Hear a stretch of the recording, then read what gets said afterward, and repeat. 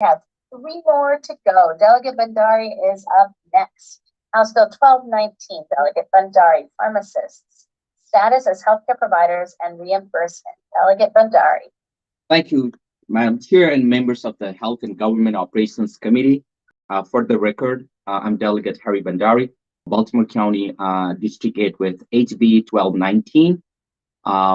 This bill addresses a disparity in reimbursement for care services between pharmacists and other healthcare providers. Maryland pharmacists offer practices and services that enhance access to care and clinical outcomes, but they are not reimbursed by payers for these services, unlike other providers. This bill does not affect scope of practice for pharmacists, but rather seeks to ensure that they are properly reimbursed for services that are already reimbursed under state law when administered by other healthcare providers. We know that pharmacists are one of the most accessible and community-facing healthcare providers in the state. Most Marylanders live within 5 miles of a pharmacy. Needless to say, they are essential to health of our neighborhoods. During the COVID-19 pandemic, pharmacists were integral to the delivery of public health services, including administering immunization, administering COVID-19 therapies, COVID-19 testing, and telehealth management of chronic diseases. Our pharmacists remained open and accessible during the pandemic, and pharmacists work closely with other healthcare providers to enhance quality of care, improve health and outcome, and save money for patient and the healthcare system. Despite all this, Maryland lacks a mechanism to properly reimburse pharmacists for many of the critical services they provide to patients, such as point of care testing, screening for certain health conditions, administration of some medications, and managing many chronic diseases like diabetes, hypertension, and heart failure. Lack of reimbursement is one of the most significant barriers to further expansion of clinical services offered by pharmacists and exacerbate healthcare provider shortages are disproportionately impacting patients who are already underserved. Madam Chair and esteemed committee, our healthcare system in Maryland is strong, but we are falling behind over a dozen states on the issue of pay parity for pharmacists. Numerous studies show substantial system-wide return on investment for funding invested in clinical pharmacy services. There is no opposition on this bill. MedCai supports the bill with an amendment. In light of this all, I request a favorable report from the committee, and thank you everyone who are here to testify on this bill. Thank you, Delegate Bandari. Next, we will hear from Magali Rodriguez de Bittner. Yeah, good afternoon, honorable members of the committee. My name is Magali Rodriguez de Bittner. I'm an associate dean and executive director of the Center for Innovative Pharmacy Solutions at the University of Maryland School of Pharmacy. I'm a pharmacist and I live in District 31B. I see two of my delegates here.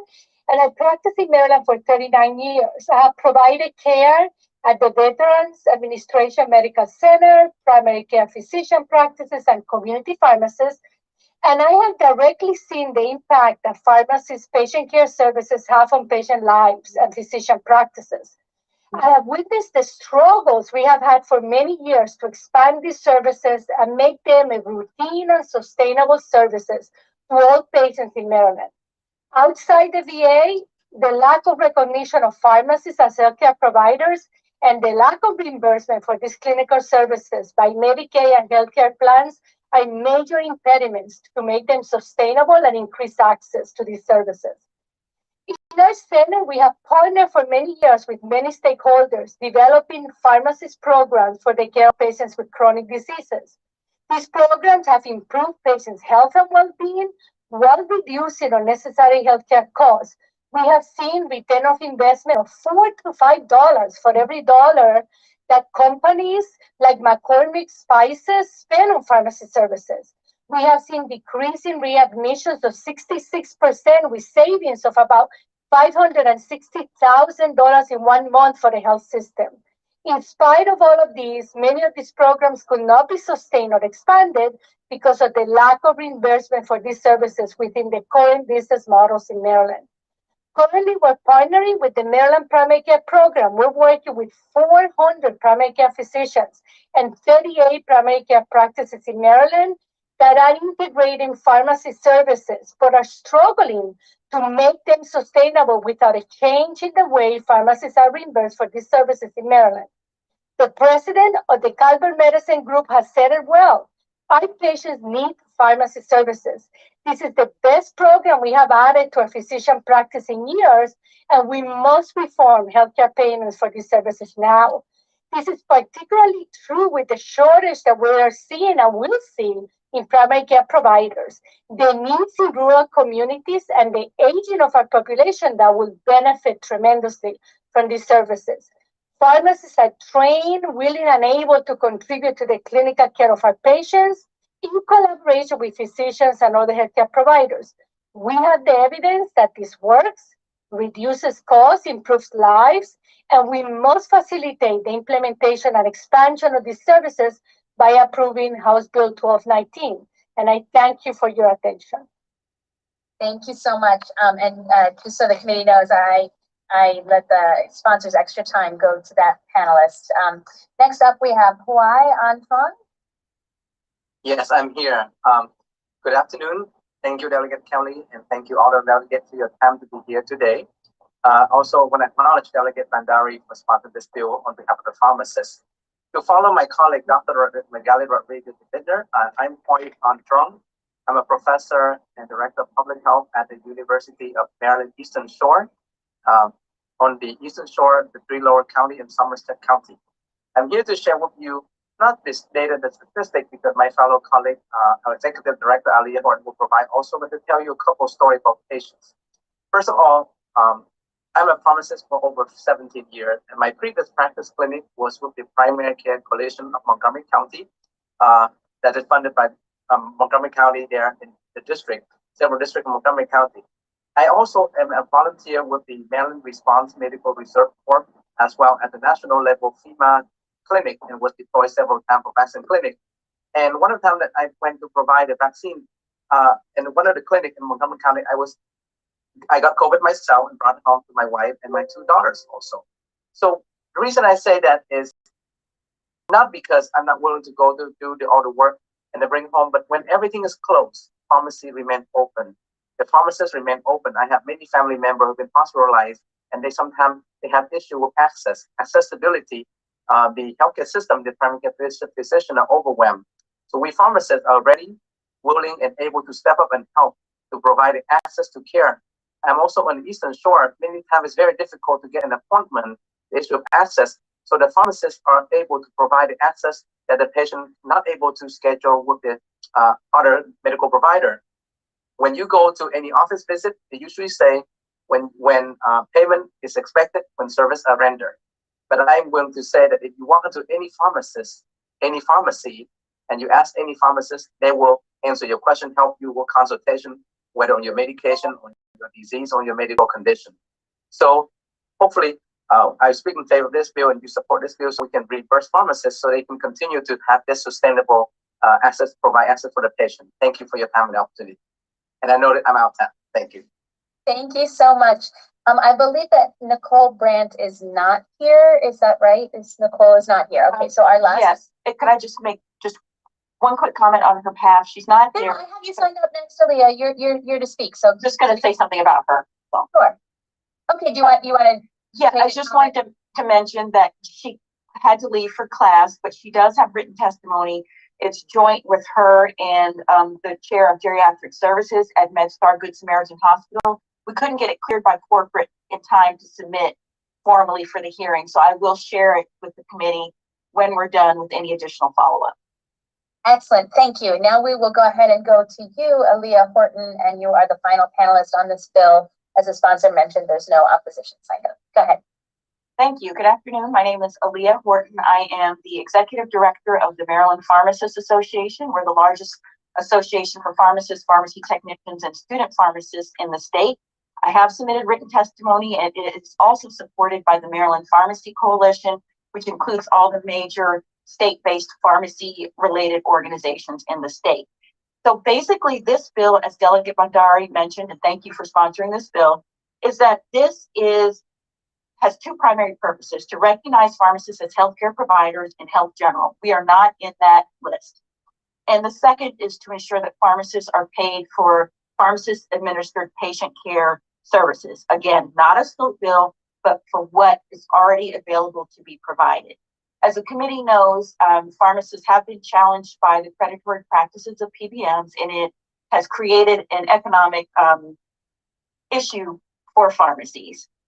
This is one way to address some of the financial concerns of pharmacists by allowing them to be reimbursed for their clinical services. So this bill can close a financial gap in pharmacies and treatment gaps that are happening around the state. And it's not just community pharmacies, it's health systems, substance abuse treatment centers, medical practices, as well as community health clinics that will benefit from this. And it will basically allow them to better leverage the resources they have while improving patient care and reducing costs.